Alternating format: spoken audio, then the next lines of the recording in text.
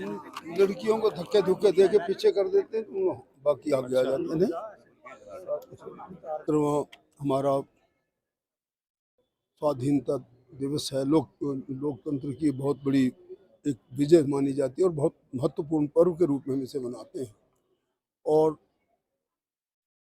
झंडा फहराया गया, हम लोगों ने उन लोगों को सबको श्रद्धा सुमन भी दिए जिन्होंने जो वीर गति को प्राप्त हुए, जिन्होंने अपना सब कुछ बलिदान किया, त्यागा, अपने जीवन को की परवाह न करते हुए, चाहे वो नौजवान थे, चाहे वो बुजुर्ग थे, चाहे महिलाएं थी, जितने नायक और नायिकाएं थी, सब लोगों को हम श्रद्धा सुमन अर्पित करते हैं।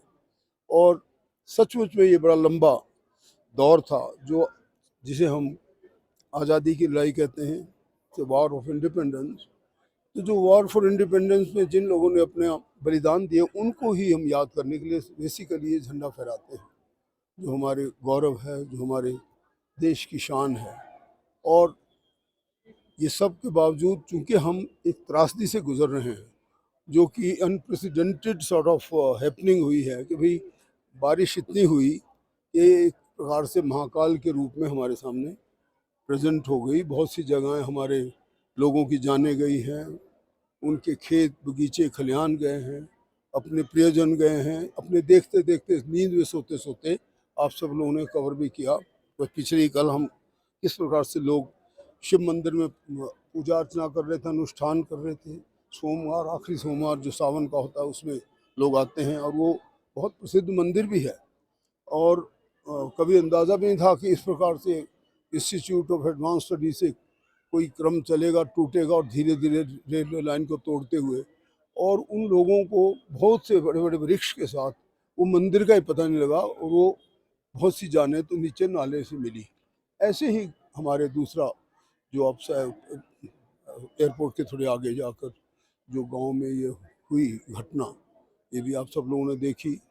हमारे जलौन गांव है, वहाँ पे नेशनल हाईवे से थोड़ा स्टेट हाईवे से नीचे उतर कर, और फागली में भी कल ऐसा ही हुआ। माननीय मुख्यमंत्री ठाकुर सुखविंदर सुक्खू जी फ्रंट फुट हमेशा रहें, हमारे महामहिम राज्यपाल जी, मैं स्वयं उनके साथ भी था, और सारे ही हमारे जितने भी नेता हैं, जितने भी हमारे सरकार के अधिकारी वर्ग के लोग हैं, वो छुट्टी की परवाह न करते हुए क्षेत्रों में थे।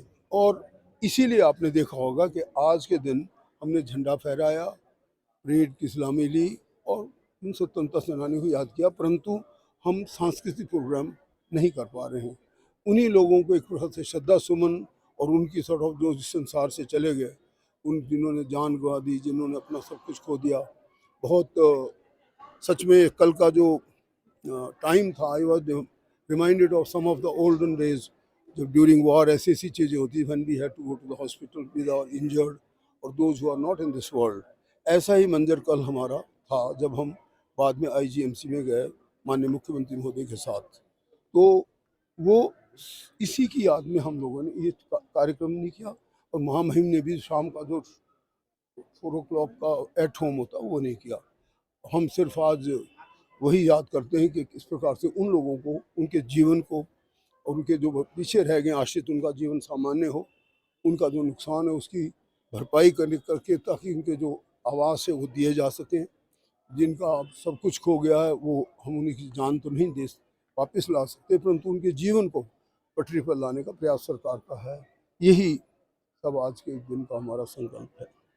यदि केंद्र सरकार की बात करें तो इस आपदा की घड़ी में केंद्र सरकार से किस प्रकार का आश्वासन मिला है हिमाचल सरकार को? नहीं, बड़ा स्टीक प्रश्न है आपका। सरकार भी और माननीय प्रधानमंत्री और हमारे जो गृह मंत्री हैं, वो भी आश्वासन सबने दिया है कि हम केंद्र सरकार पूरी हिमाचल के साथ है। और आप सबने देखा होगा कि थोड़े पिछले दिनों में हमारे पूर्व मुख्यमंत्री जो शांता कुमार जी ने बहुत अच्छा एक पोस्ट भेजा था। उन्होंने कहा कि मेरे से किसी प्रकार का पक्ष और विपक्ष नहीं है, क्योंकि ये हमारी सम्मिलित लड़ाई है। ये सिर्फ हम राजनीतिक लाभ लेने के लिए कोई काम नहीं करते हैं। ये सरकार सचमुच में काम ग्राउंड लेवल पर करना चाहती है, और हमारी अपेक्षा भी है केंद्र सरकार से। और I am sure they will come forward, और देखेंगे कि हमारी कितनी सॉर्ट ऑफ कोलोसल लॉस हुआ है। ये बड़ा व्यापक नुकसान हुआ है और इसमें बड़े काफ़ी बड़े धन की आवश्यकता भी पड़ेगी।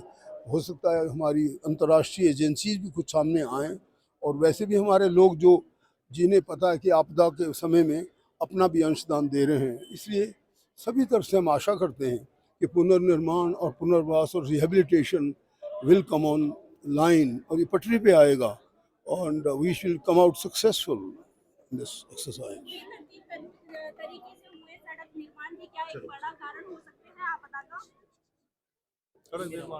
हैं? सड़क सटनली, हाँ, वो जो आपने शायद नेशनल हाईवे की बात पूछी होगी, वो रियली स्पीकिंग मैंने खुद भी चीफ इंजीनियर को बुलाया जब खासकर ये शलोगड़ा और इसके पास ये आपदा हुआ, उसी गांव में जहां मैंने भी उनको बेचारों को रोड बनाने के लिए 10 लाख दिए थे, वो बनाई भी उन्होंने। फिर सबसे बड़ी दुख क्या होता है कि जितना रुबल था बड़ा हैवी। कल जिला सोलन में त्रासदी आई, वो आपके लिए किसी हम नहीं क्षेत्र है, जबकि समरील वो क्षेत्र है जहाँ पर आपके